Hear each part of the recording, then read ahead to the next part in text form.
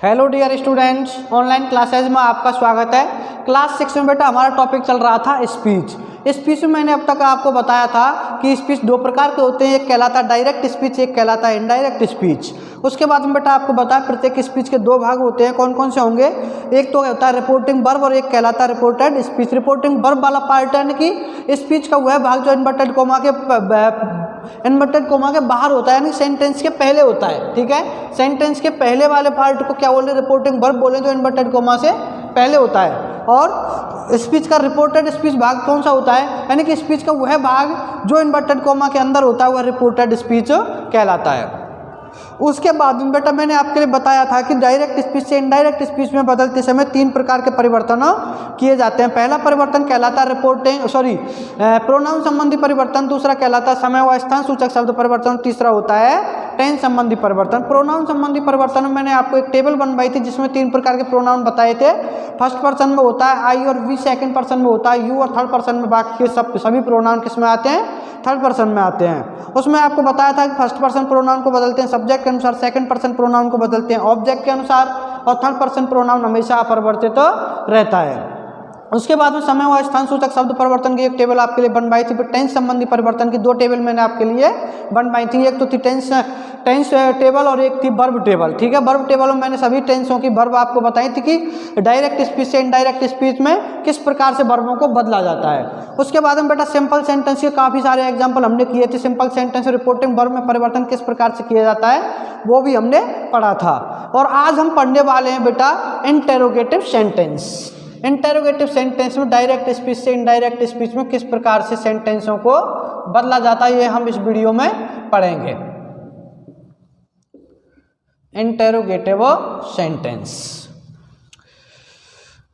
देखो interrogative sentence दो प्रकार के होते हैं बेटा। पहले होते हैं हेल्पिंग वर्ब से शुरू होने वाले, हेल्पिंग वर्ब से शुरू होने वाले, और दूसरे होते हैं बेटा WH वर्ड से शुरू होने वाले।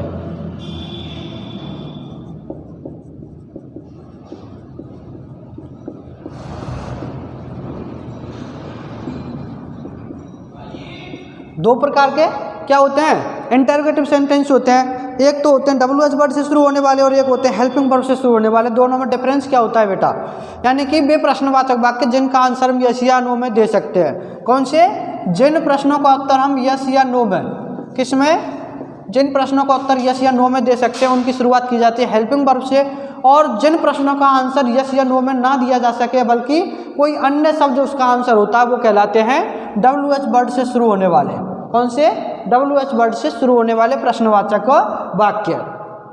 आगे हम बात करते हैं प्रश्नवाचक वाक्यों में डायरेक्ट स्पीच से इनडायरेक्ट स्पीच में परिवर्तन किस प्रकार से किया जाता है।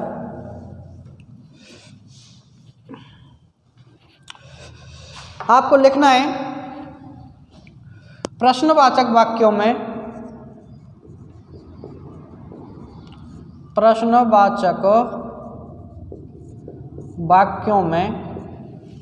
रिपोर्टिंग वर्ब में परिवर्तन निम्नानुसार किया जाता है। निम्नानुसार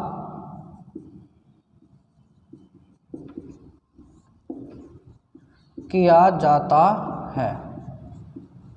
कैसे किया जाएगा बेटा, यदि डायरेक्ट स्पीच में आपको दे रखा है क्या और इनडायरेक्ट स्पीच में वो क्या बनेगा, ये हमें देखना है। प्रश्नवाचक वाक्यों में रिपोर्टिंग वर्ब में परिवर्तन निम्नानुसार किया जाता है। कैसे किया जाता है, देखो यदि आपको डायरेक्ट स्पीच में दे रखा है क्या से या फिर से टू, से या से टू को बदलते बेटा हम किस में बदलेंगे, आस्क में। यदि आपको सैड या सैड टू, सैड या सैड टू दे रखा है तो उसे बदलेंगे हम बेटा आस्क में। और यदि आपको दे रखा है विल से या फिर विल से टू तो इसको चेंज करेंगे बेटा विल आस्क में। ठीक है, रिपोर्टिंग वर्ब में परिवर्तन इस प्रकार से किए जाते हैं। आगे हमें ध्यान देना है बेटा कि क्या ध्यान देना है, हेल्पिंग वर्ब से शुरू होने वाले, हेल्पिंग वर्ब से शुरू होने वाले प्रश्नवाचक वाक्यों में, हेल्पिंग वर्ब से शुरू होने वाले प्रश्नवाचक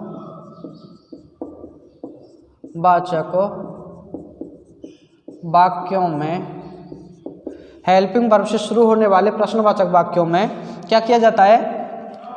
रिपोर्टिंग वर्ब को रिपोर्टेड स्पीच से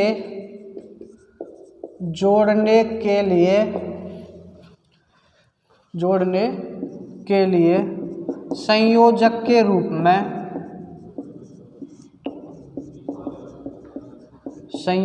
रूप में इफ या वेदर का प्रयोग किया जाता है।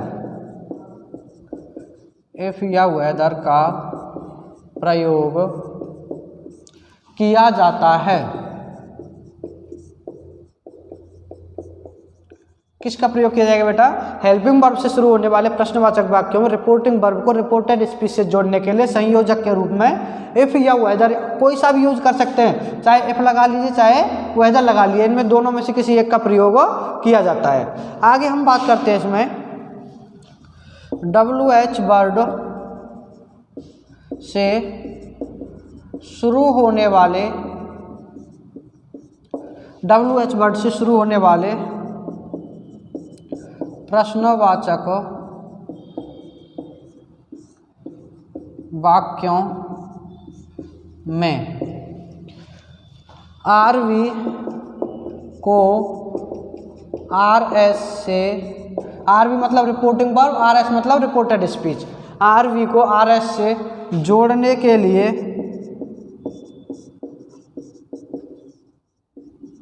संयोजक के रूप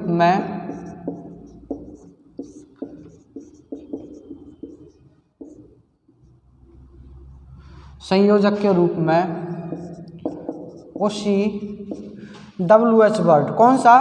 जिससे सेंटेंस शुरू हो रहा है, उसी WH वर्ड का प्रयोग करते हैं। क्या है कि हेल्पिंग वर्ब से शुरू होने वाले जो प्रश्नवाचक वाक्य हैं उनमें उनका डायरेक्ट स्पीच से इनडायरेक्ट स्पीच बनाते समय रिपोर्टिंग वर्ब को रिपोर्टेड स्पीच से जोड़ने के लिए इफ या वेदर का प्रयोग संयोजक के रूप में किया जाता है। WH वर्ड से जो सेंटेंस शुरू होते हैं उनमें रिपोर्टिंग डायरेक्ट स्पीच से इनडायरेक्ट स्पीच बनाते समय रिपोर्टिंग वर्ब को रिपोर्टेड स्पीच से जोड़ने के लिए संयोजक के रूप में उसी WH वर्ड का प्रयोग किया जाता है। आगे हम बात करते हैं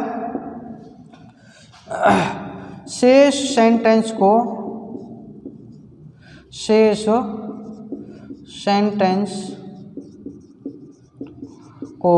साधारण वाक्य की तरह, किसकी तरह?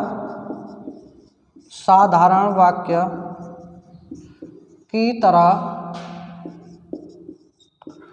बनाते हैं।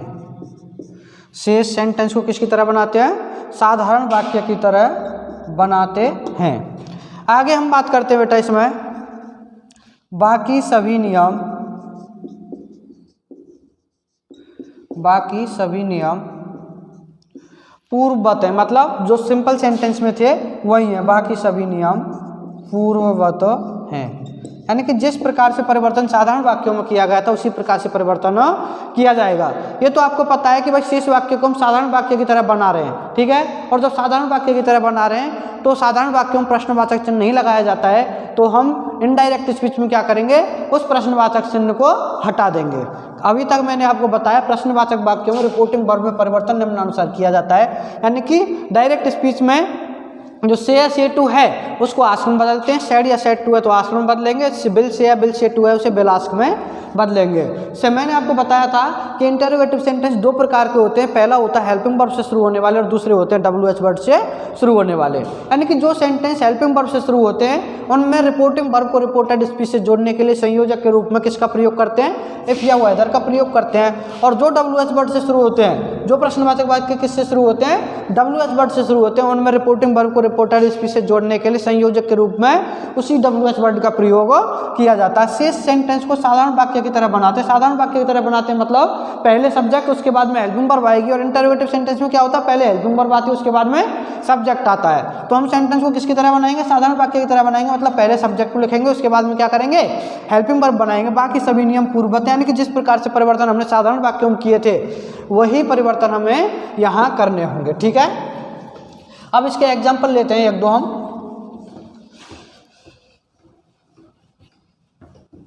जैसे एग्जाम्पल में हम बात करते हैं, he said to me,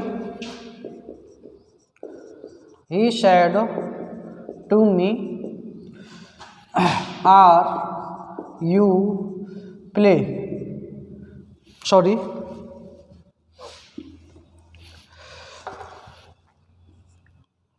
do you play cricket with me, do you play cricket with me. ये जो सेंटेंस है इसे हमें किस में बनाना है, डायरेक्ट स्पीच से इनडायरेक्ट स्पीच में बना। बेटा सेड टू को किस में बदलते हैं, आस्क्ड में, ही आस्क्ड मी। देखो इन दोनों को जोड़ने के लिए हेल्पिंग वर्ब से सेंटेंस शुरू है, किसका प्रयोग करेंगे हम, संयोजक के रूप में एफ या वेदर का प्रयोग करें। हम यहाँ पर प्रयोग करेंगे किसका, एफ का।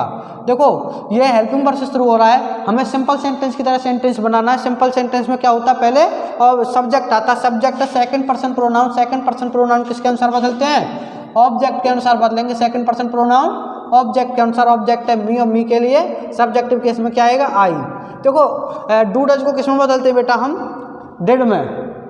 भाई प्रेजेंट इंडेफिनिट को पास्ट इंडेफिनिट में बदलते हैं। पास्ट इंडेफिनिट में क्या आता है, डिड आता है। If I did play cricket with, देखो फर्स्ट पर्सन प्रोनाउन है मी, इस फर्स्ट पर्सन बदलता है सब्जेक्ट के अनुसार, सब्जेक्ट है ही का ऑब्जेक्टिव केस क्या होगा, हिम।